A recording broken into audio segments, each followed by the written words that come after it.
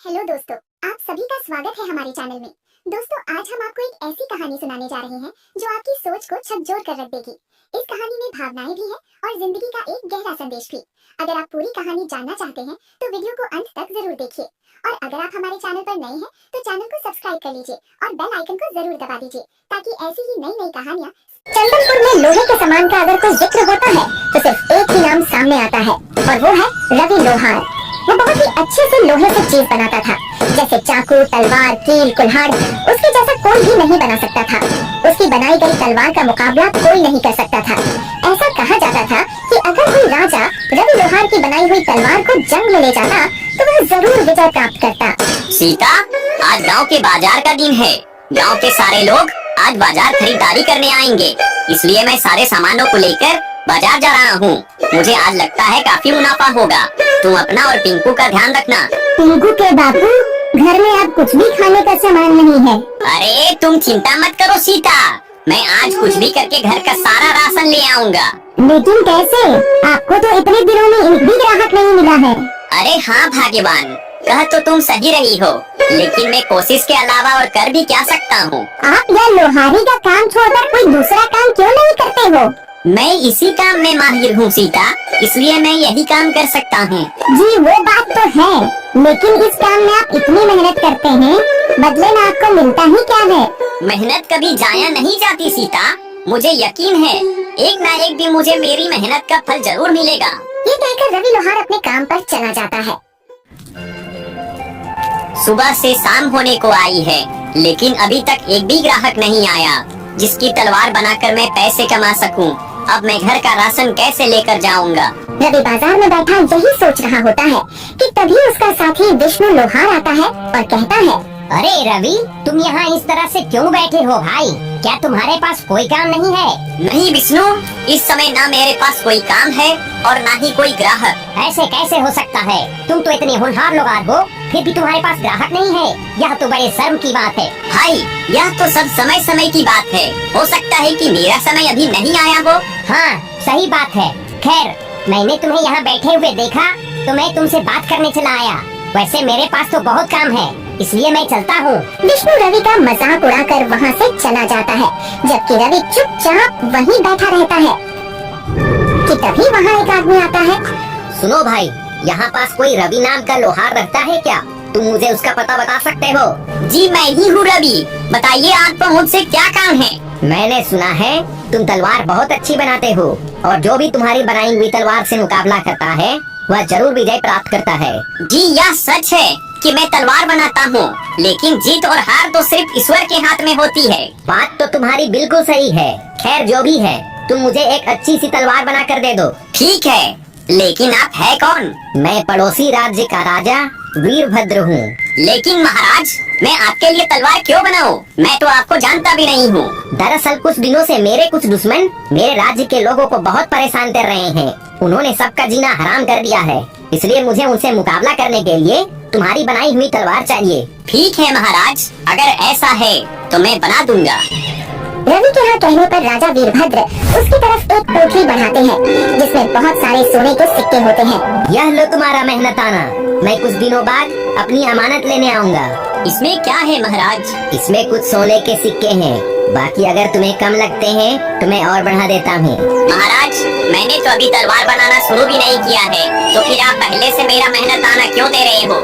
इसे तुम रख लो, ये तुम्हारी मेहनत गए हैं। राजा वीरभद्र ये कहकर वहाँ से चले जाते हैं। अब मैं अपनी पत्नी और पुत्र के लिए खाने पीने का खूब सारा सामान लेकर जाऊंगा। रवि अब सोने के सिक्कों को बेचकर ढेर सारा सामान खरीदता है और अपने घर चला जाता है। यह लो सीता, यह सब तुम दोनों के लिए है। अरे पिंकू के बापू, आप इतना सारा सामान ले आए? आपके पास इतना सारा सामान खरीदने के लिए पैसे कहाँ से आए? सीता के पूछने पर रवि उसे राजा के बारे में सब कुछ बताता है।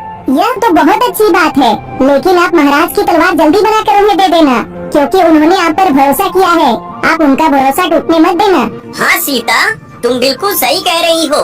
काम पर निकल जाता है और अपनी दुकान पर पहुंचकर सोचता है, महाराज की तलवार मुझे जल्द से जल्द बनानी होगी। रवि दिन रात मेहनत करके राजा के लिए एक बहुत अच्छी सी तलवार बना लेता है। मैंने इस तलवार को तो बना लिया है, लेकिन अब पता नहीं महाराज इसे लेने कब आएंगे। अभी रवि यह सोच ही रहा होता है कि तभी अचानक उसके पास किशोर नाम का एक ग्राहक आता है। क्या तुम लोहार रवि हो? हाँ, मैं ही रवि हूँ। मुझे तुमसे एक तलवार चाहिए। क्या तुम अभी मुझे कोई अच्छी सी तलवार दे सकते हो? माफ करना भाई, इस समय मेरे पास एक भी तलवार मौजूद नहीं है और नई तलवार बनाने में मुझे समय लगेगा। अगर आप इंतजार कर सकते हैं तो कर लीजिए, मैं आपको कुछ समय में तलवार बनाकर दे दूंगा। अभी रवि ग्राहक से यह कह ही रहा होता है कि तभी ग्राहक की नजर उस तलवार पर पड़ती है जो रवि ने राजा के लिए बनाई थी। रवि, तुम्हारे पास यह तलवार मौजूद तो है, या तुम मुझे दे दो, बदले में तुम इसके दोगुने पैसे ले लेना। नहीं भाई, यह तलवार मैं आपको नहीं दे सकता, यह किसी की अमानत है। भाई मैं कहता हूँ तुम इसकी जितनी चाहे उतनी रकम ले लेना, लेकिन यह तलवार मुझे दे दो। भाई, अगर आप मुझे इस तलवार के बदले खजाना भी देंगे तब भी मैं यह आपको नहीं दूंगा। ठीक है, रखो अपनी तलवार अपने पास, मुझे नहीं चाहिए, मैं जा रहा हूँ यहाँ से। किशोर ग्राहक गुस्से में वहाँ से चला जाता है। फिर कुछ दिन ऐसे ही गुजर जाते हैं, लेकिन राजा वीरभद्र अपनी तलवार लेने नहीं आते। लेकिन रवि के पास बहुत से ग्राहक आते जो रवि से वह तलवार मांगते, मगर रवि किसी को भी उसे नहीं देता। पता नहीं राजा वीरभद्र कब आएंगे, मैं आखिर कब तक उनकी अमानत संभाल कर रखूंगा। अभी रवि अपने मन में सोच ही रहा था कि तभी अचानक किशोर ग्राहक वहाँ फिर आता है। रवि भाई, इस तलवार को बनाए हुए तुम्हें कितना समय हो चुका है? इसका मालिक तो अब तक नहीं आया और मुझे नहीं लगता कि अब वो आएगा। लेकिन भाई, यह बात आप इतने यकीन से कैसे कह सकते हो? देखो रवि, अगर इस तलवार के मालिक को आना होता तो कब का आकर इसे ले जाता, लेकिन वह नहीं आया, इसलिए तुम इस तलवार को मुझे दे दो। कुछ भी हो जाए, मैं यह तलवार आपको नहीं दूंगा, आप यहाँ से जा सकते हैं। किशोर ग्राहक फिर से गुस्से में वहाँ से चला जाता है। मैंने बहुत कोशिश की सरदार, लेकिन मैं उससे वो तलवार हासिल नहीं कर सका। रवि के हाथों बनाई गई वो तलवार मेरे लिए बहुत जरूरी है, तभी मैं उससे पूरे राज्य में अपना खौफ पैदा करके अपना राज्य कायम कर सकूंगा। आखिर ऐसा क्या है सरदार उसके हाथ की बनाई हुई तलवार में? रवि के हाथों में एक अजीब तरह का जादू है। वह जिसके लिए भी तलवार बनाता है उसे विजय प्राप्त जरूर होती है। नई तलवार बनाने में उसे काफी समय लग जाएगा और मुझे तलवार की जरूरत जल्दी है, इसलिए वह तलवार मुझे किसी भी कीमत पर चाहिए। अब मैं क्या करूं सरदार? कैसे उस तलवार को उससे हासिल करूं? तुम रवि के आसपास ही रहो, उसका भरोसा जीतो और फिर मौका पाते ही उसे धोखा देकर तलवार ले आओ। किशोर ग्राहक भैरव की बात सुनकर एक बार फिर से रवि के पास आता है। रवि मुझे माफ कर दो, मैं वाकई गलत था, या किसी और की अमानत है, इसलिए अब तुम मेरे लिए दूसरी तलवार बना दो। ठीक है, मगर इसके लिए मुझे थोड़ा समय लगेगा। ठीक है, मैं इंतजार कर लूँगा। किशोर ग्राहक के कहने पर रवि दूसरी तलवार बनाने के लिए तैयारी शुरू कर देता है। अच्छा है, यह बेवकूफ अपने काम में लगा हुआ है, मैं जल्दी से यह तलवार लेकर अपने मालिक को दे देता हूँ।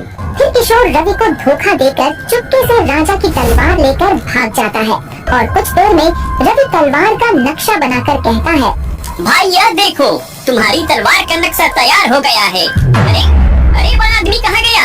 कहाँ गया वह आदमी? अभी तो यही था। रवि किशोर को अपनी दुकान के आसपास तलाश करता है, लेकिन वह उसे कहीं नहीं मिलता। फिर वह अपनी दुकान पर वापस आता है, तभी उसकी नजर राजा की तलवार की जगह पर पड़ती है।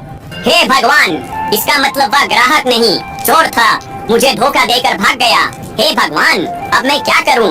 क्या जवाब दूंगा राजा वीरभद्र को? मुझसे इतनी बड़ी गलती कैसे हो गई? इधर किशोर ग्राहक तलवार लेकर जंगल में भैरव के पास पहुंचता है। यह लीजिए सरदार, आपकी तलवार। अब मुझे राजा वीरभद्र से जीतने से कोई नहीं रोक सकता, कोई नहीं। अब मैं क्या करूं ऊपर वाले? उस चोर ने मुझे धोखा देकर महाराज की तलवार चोरी कर ली। अब मैं महाराज को क्या जवाब दूंगा? रवि यह सोच ही रहा होता है कि तभी वहाँ से कृष्ण गोपाल निकलते हैं। क्या हुआ रवि, तुम इतने दुखी क्यों हो? कृष्ण गोपाल के पूछने पर रवि उन्हें सारी बात बताता है। रवि, उस चोर ने तुम्हारे साथ धोखा किया है, इसमें तुम्हारी कोई गलती नहीं है। तुम एक काम करो, तुमने जिस तलवार का आज नक्शा तैयार किया है, अब जल्दी से उसे बनाकर राजा वीरभद्र को दे दो। लेकिन कृष्ण गोपाल, वो तलवार तो आम तलवार जैसी है, जबकि मैंने महाराज के लिए एक अलग तरह की तलवार बनाई थी। क्या हुआ कृष्ण गोपाल, आप हंस क्यों रहे हो? मैं इसलिए हंस रहा हूँ क्योंकि जो तलवार पहले बनाई थी वो राजा वीरभद्र के लिए थी ही नहीं। क्या मतलब कृष्ण गोपाल? जब तुम छोटे थे और यहाँ खेलने आते थे तब मैंने तुम्हें वरदान दिया था कि जब तुम तलवार बनाने से पहले मुझे याद करोगे तो तुम्हारी तलवार में ताकत भर जाएगी। क्या सच में? मुझे तो ये पता ही नहीं था। हाँ, इसलिए जब तुम अपनी तलवार बनाने से पहले मुझे याद करते हो तो तुम्हारी तलवार ताकतवर बन जाती है। लेकिन उस दिन तुमने जो तलवार बनाई थी उसे बनाने से पहले तुम मुझे याद करना भूल गए थे। इसका मतलब जो तलवार मैंने महाराज के लिए बनाई थी उसमें ताकत नहीं है? नहीं, इसलिए राजा वीरभद्र जब तुम्हारे पास आएंगे तो तुम उन्हें अपनी बनाई हुई दूसरी तलवार दे देना। ठीक है कृष्ण गोपाल। कृष्ण गोपाल की बात मानकर रवि दिन रात करके जल्दी से एक नई तलवार बना लेता है। रवि, क्या मेरी तलवार बन गई है? जी महाराज, यह लीजिए आपकी तलवार। तुम्हारा बहुत बहुत धन्यवाद रवि। इसमें धन्यवाद की कोई बात नहीं है महाराज। दूसरों के लिए तलवार बनाना तो मेरा काम है। महाराज, अगर मैं भी आपके साथ आपके दुश्मन के मुकाबले को देखने चलूं, तो क्या आप मुझे ले चलेंगे? हाँ हाँ, क्यों नहीं। कल के मुकाबले में तुम भी मेरे साथ चलना। अगले दिन राजा वीरभद्र रवि को भी अपने साथ मुकाबले में ले जाते हैं। फिर एक मैदान में राजा वीरभद्र और उनके दुश्मन भैरव की जंग शुरू हो जाती है। आज मैं तुझे मारकर तेरा राज्य अपना बना लूंगा। तुम इस नापाक मकसद में कभी कामयाब नहीं हो पाओगे। इतना कहकर राजा वीरभद्र गुस्से से उस पर वार करते हैं, जिससे उसकी तलवार 2 टुकड़ों में बट जाती है। अरे ये कैसे हो सकता है? यह तो जादुई तलवार थी, यह टूट कैसे गई? तूने रवि से धोखे से यह तलवार हासिल की थी, इसलिए देख तेरा यही अंजाम होगा। इतना कहकर राजा वीरभद्र उस भैरव को मार देते हैं और मुकाबला वहीं खत्म हो जाता है। महाराज, आपको कैसे पता चला कि दुश्मन भैरव ने मुझसे धोखे से तलवार हासिल की थी? उस दिन मैंने तुम्हारी और श्री कृष्ण गोपाल की सारी बातें सुन ली थी। फिर मैंने तुम्हें धोखा देने वाले उस किशोर को सबक सिखाया और आज इस दुष्ट की जान ले ली, ताकि यह किसी और को धोखा या नुकसान ना पहुंचा सके। दोस्तों, अगर आपको आज की कहानी दिल से अच्छी लगी हो तो एक छोटा सा काम जरूर कर दीजिए। चैनल को सब्सक्राइब कर लीजिए, क्योंकि ऐसी कहानियाँ हम रोज मेहनत से आपके लिए लेकर आते हैं। आपका एक सब्सक्राइब हमें और बेहतर कहानी लाने की ताकत देता है। और हाँ, बेल आइकन दबाना मत भूलिए, ताकि हमारी अगली कहानी सबसे पहले आप तक पहुंच सके। आपका साथ ही हमारी सबसे बड़ी ताकत है।